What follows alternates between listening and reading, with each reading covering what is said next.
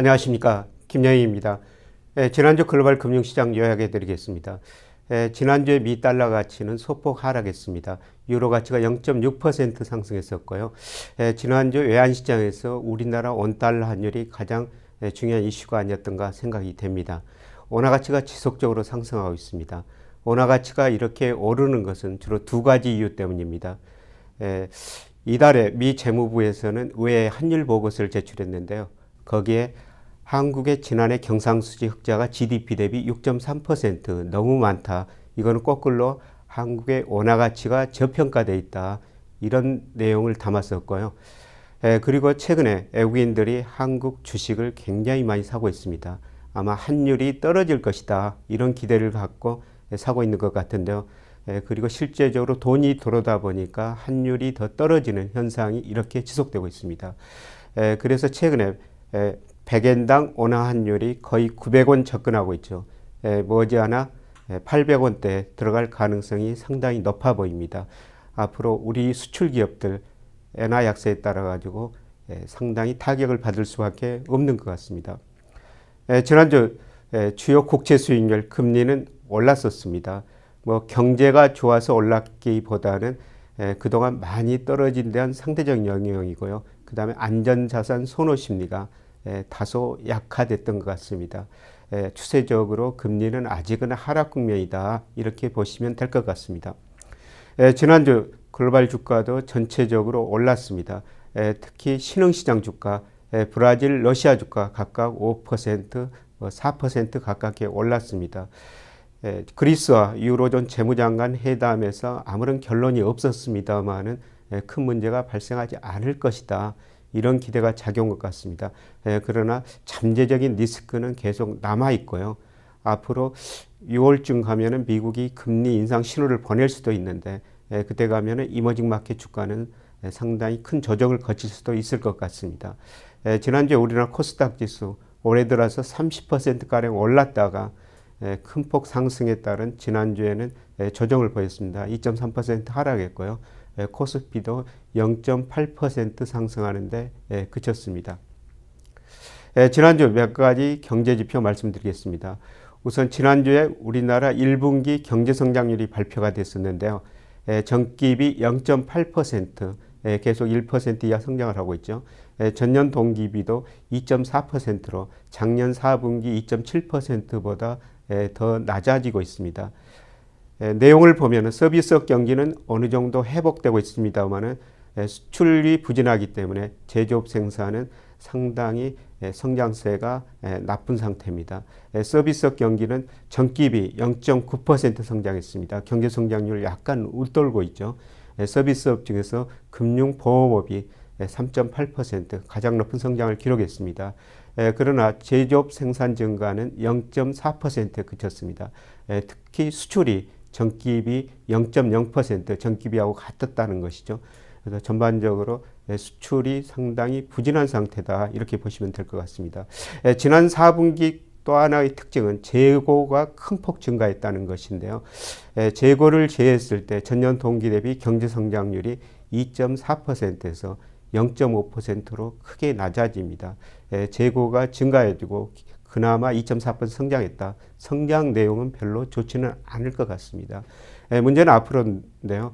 앞으로도 우리 경제 성장률이 분기별로는 전분기비 0.7 내지 0.9% 성장할 것으로 예상이 됩니다. 전년 동기 대비로는 1분기 2.4%에 비해서 다소 개선되고 4분기에는 한 3.2% 정도 될 거로 저는 전망하고 있습니다만은 연간 전체로는 작년에 우리 경제가 3.3% 성장했습니다만은 작년보다 더 낮은 2.9% 정도 성장할 거로 예상이 됩니다. 지난주에 발표된 한국은행 소비심리는 다소 개선된 거로 나타났습니다. 지난달 104로 3월 100일보다는 약간 올라갔습니다. 이거는 주가 상승 영향도 있는 것 같습니다. 최근에 주가가 비교적 큰 폭으로 상승했었는데요.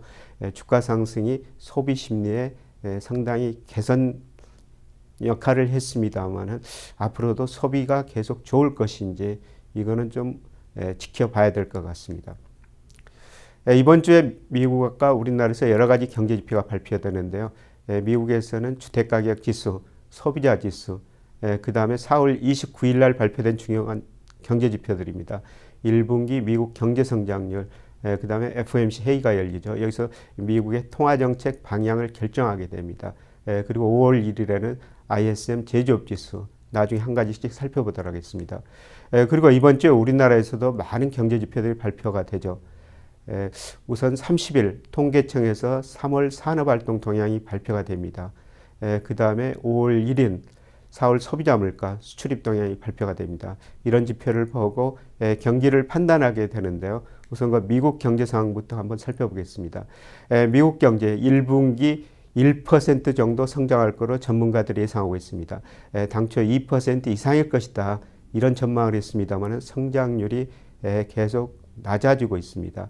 근데 전체적으로 보면 미국 경제가 회복되고는 있지만은 미 의회가 추정한 잠재 GDP에 비해서 아직도 실제 GDP가 2% 정도 밑돌고 있습니다. 미국 경제 아직도 디플레이션 압력이 존재하고 있다는 것이죠. 그래서 미국이 계속 통화 정책을 신축적으로 운영하고 금리 인상 시기도 좀 미루지 않느냐, 이런 진단들이 시장에서 많이 나오고 있습니다. 이번 FOMC에서 어떤 결정을 내릴 것인가, 가장 금융시장에 중요한 영향을 미칠 요소인데요. 그동안 미국 통화정책 보면은 글로벌 금융위기를 겪으면서 연방 기금금리, 우리식으로 따지면 기준금리죠. 이걸 5.25%에서 0%대까지 내렸습니다. 이것도 몰아가지고 양적 완화를 세 차례 단행하면서 포론 통화를 3조 달러 이상 공급했었죠. 그런데 이 통화 정책이 점차 정상화되는 과정이라 볼 수가 있습니다. 작년 10월부터 이제 양적 완화는 중단하기로 했습니다. 문제는 연방 기금 금리를 언제 인상할 것인가, 이게 금융시장에서 가장 중요한 이슈인데요. 그동안 금리 인상하는데 상당히 인내심을 갖겠다, 이런 식으로 표현하다가 몇 달 전에는 소비자 물가가 2% 될 때까지 합리적으로 좀 기다리겠다, 이런 이야기를 했었는데요. 물론 미국 경제 아직도 디플레이션 압력이 존재합니다만은 뭐 실업률도 10%에서 5.5%로 떨어졌고, 기금금리, 연방 기금리를 0% 유지하는 게 상당히 부담스러울 것 같습니다. 아마 6월에는 리스너블이라는 단어가 FOMC 코멘트에 들어갔었는데요. 이 단어를 제거하면서 아마도 하반기에는 언제든지 금리를 인상할 수 있다, 이런 신호를 보낼 것 같습니다. 이번 FOMC 발표문 주의 있게 관찰할 필요가 있을 것 같습니다. 미국 제조업 경기가 상당히 둔화되고 있는데요. 5월 1일 날 미국 제조업 ISM 제조업 지수가 발표가 되죠. 물론 아직도 50입니다. 기준선이 50인데요. 50 이상일 때는 미국 제조업체들이 경기가 좋다고 보는 기업이 나쁘다고 보는 기업보다 많다는 것입니다. 그러나 지난해 이후로 계속 감소하고 있습니다. 주로 미 달러 가치가 큰 폭 상승한 데 따라 가지고 미국 제조업 경기가, 제조업체들이 상당히 부담을 느끼고 있는 것 같습니다. 이번 달에도 50 이상은 유지할 것 같습니다만은 아마 하락 추세는 지속될 것 같습니다. 미국뿐만 아니라 전 세계적으로 제조업 경기가 별로 좋지 않습니다. 지난주에 HSBC에서는 미국 4월 제조업 PMI를 발표가 됐는데요. 49.1로 50을 밑돌았습니다. 12개월 만에 최저치를 기록했고요. 일본 제조업도 상당히 부진한 상황입니다. 독일은 아직 50 이상입니다만은 그러나 전문가 예상치를 지난 4월 수치가 크게 하회했습니다.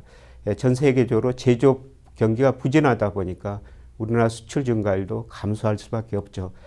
지난 20일까지 우리나라 수출 증가율이 전년 동기 대비 10.6%나 감소했습니다.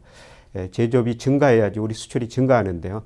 다소간 수출이 증가하기까지는 시간이 걸릴 것 같습니다. 우리나라 이번 주에 산업활동 동향이 발표가 됩니다. 전체적으로 우리나라 경기 보면은 서비스업, 금융업, 부동산, 임대업 중심으로 서비스업 경기는 어느 정도 회복되고 있습니다만은 제조업 경기가 상당히 부진하죠. 전 세계적으로 앞서 그 제조업 생산이 부진하다고 말씀드렸습니다만 이게 우리나라 수출 감소로 이어져 가지고 제조업 생산은 마이너스 상태를 유지하고 있습니다. 과연 이번 달에 어느 정도 회복될지 관심을 가져야 되는데요. 그런데 아직도 제조업 생산이 크게 늘어나기는 어려울 것 같습니다. 그림의 빨간 선으로 재고일 지수라는 게 나오는데요. 이 재고일 지수라는 게 뭐냐면은 재고일 지수를 재고 지수를 출하 지수로 나눈 겁니다. 이게 올라가면은 물건 팔린 것 출하에 비해서 재고가 훨씬 더 많다는 것이죠. 최근 보면은 재고일 지수가 상당히 높은 수준에 있습니다. 이거는 우리나라 기업들이 물건을 생산했는데 팔리지 않고 재고가 많이 쌓이고 있다는 것입니다. 그래서 기업들이 생산을 줄일 수밖에 없는 상황이죠. 과연 지난 3월달 통계를 보면 재고일 지수가 어떻게 나왔는가, 이게 줄어들었을까, 이게 가장 큰 관심사인데요. 그렇더라도 아직도 비교적 높은 수준 유지하기 때문에 제조업 생산은 상당 동안 낮은 증가세를 유지할 가능성이 상당히 높아 보입니다. 이번 주 산업활동 동향에서 또 통계청에서 경기 종합지수를 발표하죠. 그래서 선행지수 순환변동치, 동행지수 순환변동치인데요.